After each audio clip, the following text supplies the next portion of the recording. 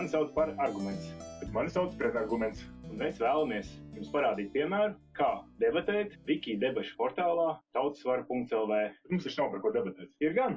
Nav. Es teicu, ka ir. Nav. Ir. Nav. Ir. Kur? Nu nav. Stop. Tās vairs nav nekādas debatas, bet gan parasts ķīviņš. Lai iemācītu, kā patiešām debatēt, mēs izmantosim portālā tautasvara.lv iesniegto e-priekšlikumu. Turpmāk tautas nobalsošanas un vēlēšanas rīkot arī internetā. Vai tev ir kādi iebildumi? Nu labi, tad es dodos aicināt ceļā uz Saeimu to iesniegt. Pagaid, man šis priekšlikums tomēr nešķiet līdz galam pārdomāts. Tad klāj vaļā savu pirmo pretargumentu.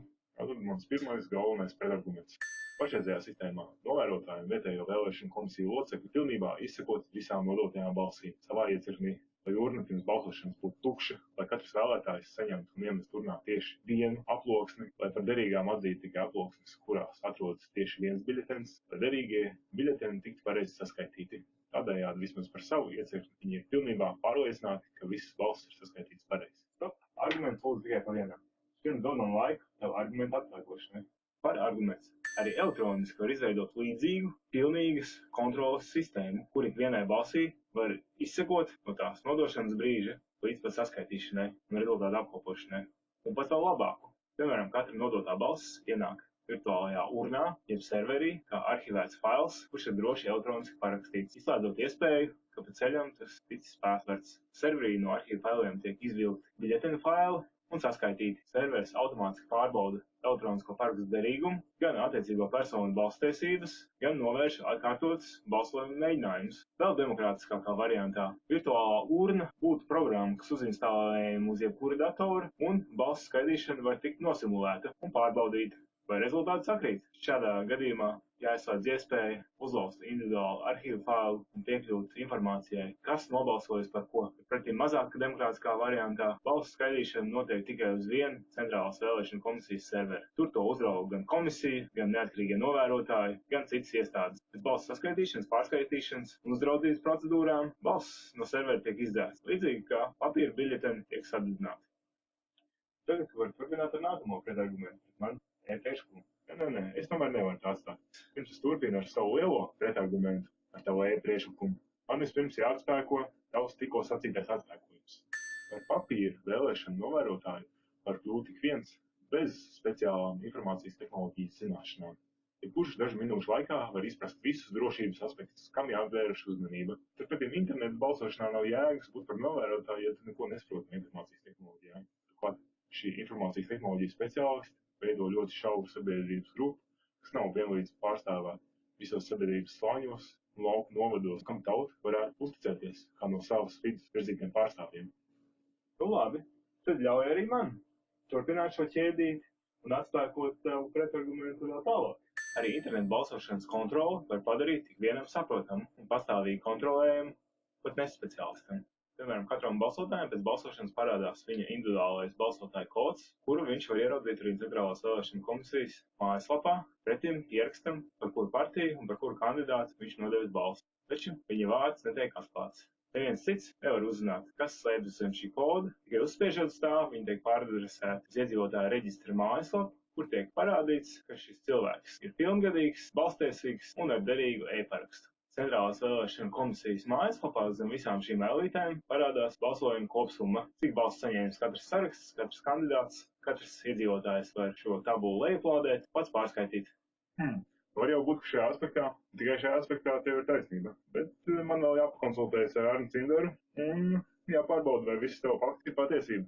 Un ja viss mans teiktais tomēr izrādās patiesība, tev ar Arni Cinderu tā arī neizdodas atspēkot šo argumentu ķēdīt, bet šajā un tikai šajā aspektā man ir taisnība. Nu, beidzot, es varu turpināt ar savu lielo pretargumentu. Ārpus iecirkņa vēlētājs nevar aizsargāt pret iespiešanas un balsu uzpirkšanas gadījumiem. Ja vēlēšana iecirknī komisijas locekļu pārbauda, vai kabīnē vēlētājs atrodas viens pats, vai netiek piespiests un viņa balsojums paliek slēpts, internetā nevarēs izkontrolēt, vai vēlētājiem piedem viņiem nav piespiests revolvers, vai arī otrādi piesolīts kukuls par attiecīgu balsojumu. Šajā sistēma garantē pilnīgu vēlēšana aizklātumu. Kukuļu devējs vai piespiedējs kādu nevar pārliecināties, kā vēlētājs ir nobalsojis, un jebkuru kukuļu došana ir bezjēdzīga. Par arguments. Ja vēlētājiem tiktu atļauts grozīt savu balsojumu vairākas reizes, tad jebkurš iepriekšējais balsojums, kas izdarīts piespiedu kārtā, vai arī par labu samaksu, piemēram, partijas birojā, varētu tikt atsaukts un nomainīts pret citu balsojumu. Tādā veidā kukuļdošana vai arī piespiešana kļūt bezjēdzīga. Atspēkojošs pretarguments balsu uzpircējiem piespiedēji var pārliecināties, kā nobalsojas vēlētājs, ja viņa balsis tiek publicēta. Šī atkārtotās balsošanas metode būtu pretrunā ar citā pārargumentā jau minēto, jebkuram saprotamo balsu skaitīšanas publiskās tabulas metodi, kur visas balsis ir publicētas internetā, kaut arī anonīmi. Tādā gadījumā balsu uzpircēji varētu likt katram vēlētājam atzīmēt tulsiņus, svītrojumus un tukšumus attiecīgā unikālā kombinācijā, lai nekļūdīgi varētu identificēt, kurš vēlētājs ir mainījis savu balsojumu pēc kukuļu saņemšanas un pēc tam atriepties. Jā, patiešām ļoti interesanti ideja. Šis mans oponējušais arguments būtu tāds, ka šādu schēmu varētu realizēt ļoti retos gadījumos. Un tas būtiski neietekmē vēlēšanu rezultātu. Tagad gan man beidzās vispār argumenti. Kas tālāk? Tas nekas. Toties man ir viens labs pārarguments. Paplašinātos balsošanas pieejamību laukos, ārzemēs un arī cilvēkiem, kas ir aizņemti ikdienā. Tikai nedaudzās valstīs ir vairāk par vienu iecirkni, citās vispār nav neviena. Pat Latvijas laukos līdz iecirknim dažkārt jāmēro labs gabals. Piemēram, Ovišķu ciema iedzīvotājiem, nokļūt līdz tuvākajam vēlēšanu iecirknim Ancē, jāmēro 28 km. Iegūt arī tie, kam vēlēšana dienā jāstrādā, un viņiem atvēlētais laiks, lai apmeklētu iecirkni, ļoti īss, klāt pie iecirkņiem dažkārt veidojas rindas. Pretarguments. Ārvalstī dzīvojušie jau ir nobalsojuši ar savām kājām. Tā vietā, lai ievēlētu labāku pārvaldi, viņi vienkārši ir pārvākušies uz valsti, kur ir labāka dzīve. Pārarguments. Tieks atvēlu laiku balsošanai, kaut vai elektroniski. Tomēr kaut cik interesējas par to, kas notiek Latvijā. Tas varētu netieši apliecināt, ka viņiem ir interese atgriezties, un labvēlīgs vēlēšana iznākums varētu pat veicināt viņu drīzāku atgriešanos dzimtenē. Man šobrīd nav ko atbildēt tev par argumentu. Ļauj padomāt līdz rītdienai. Tas nekas, mēs varēsim pievienot savus papildus atrastos pretargumentus šajā video ekrānā. Nu labi, tavs nākamais pārarguments. Pārarguments. Internetu vēlēšanām būtu zemākas izmaksas. Piemēram, 2011. gada Igaunijas parlamenta vēlēšanās jau 24% izvēlējās balsot internetā. Tas varētu nozīmēt par tikpat 24% mazāk vēlēšanu komisiju darbinieku un 24% mazāk materiālu biļetenu aplokšanu. Turklāt, ar katru nākamo reizi internetu vēlētāju apjoms arvien pieaug un pieaug. Atspēkojošais pretarguments būs tāds. E-vēlēšana programmatūras ieviešana maksātu aptuveni tikpat, cik ietaupījums no atlaistajiem balsu skaitītājiem. No iepriekšējā Saeimas vēlēšana kopējā budžeta 2,36 miljoniem latu, tikai 1,6 miljoni tika izmantot balsu skaitītāju algām. Līdz ar to, ja aptuveni 24% internetu balsotāju īpatsvara varētu ietaupīt 390 000 latu. Savukārt no saimnieciskiem izdevumiem, kas pagājušās vēlēšanās sastādīja 490 miljonu latu, ieguvumi varētu būt daudz mazāki, jo, piemēram, vēlēšana urnas vajadzīgas tādā pašā skaitā. Šajā ziņā es varu tev arī papildināt. Piemēram, plānotā elektroniskā balsu uzskaitas sistēma varētu izmaksāt ap 250 000 latu. Un tā vēl nav īstā interneta vēlēšana programma. To mēs varam tikai iedomāties, cik tā varētu izmaksāt. Turklāt jaunās programmas darbināšanai vajadzēs speciālistus ar vēl lielākām algām nekā pašreizējiem vietējo vēlēšanu komisiju locekļiem. Pagaid, tu taču par, nevis pret arguments. Kāpēc man papildini? Tāpēc, ka šī ir wiki debata.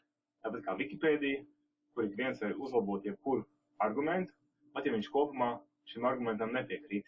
Bet, ja tev patīk cīņa uz žēlstības, es varu tev vairāk arī nepalīdzēt. Bet tūdēļ es tev atpērkošu. Pārarguments. Programmatūra jau šobrīd ir gandrīz gatava, tikai jāpielāgo. Jau šobrīd eksistē gan e-parakstu sistēma, gan internetbanku, autorizācija, protams, ja tā tiek atļaut vēlēšanās. Savukārt balsu uzskaitas nolūkiem atliek tikai papildināt jaunizveidojamo parakstu vākšanas sistēmu portālā latvija.lv, kurai tā jāsāk darboties no 2015. gada. Bet es atzīšos, ka tu mani pārsteidzi nesagatavot šai debatei. Es ticu, ka ir vēl kādi pretargumenti, man tikai vēl nav nācies tiem uzdurties. Nu jā, droši vien es jau arī esmu kaut ko piemirsis un kādus faktus saputrojis. Tas nekas, mēs abi vēl varēsim pārbaudīt un norādīt uz oponentu kļūdām un pievienot savus piemirstos pretargumentus šajā video ekrānā. Savukārt jūs, skatītāji, varat paust savu privāto viedokli šī video komentāros vai arī visi kopīgi piedalīties Wiki debatē portālā Tautsvara LV. Ar interesi gaidīšu, kādus jaunus e-priekšlikumus tur ievietosiet jūs, lai tikai varētu tos atspēkot.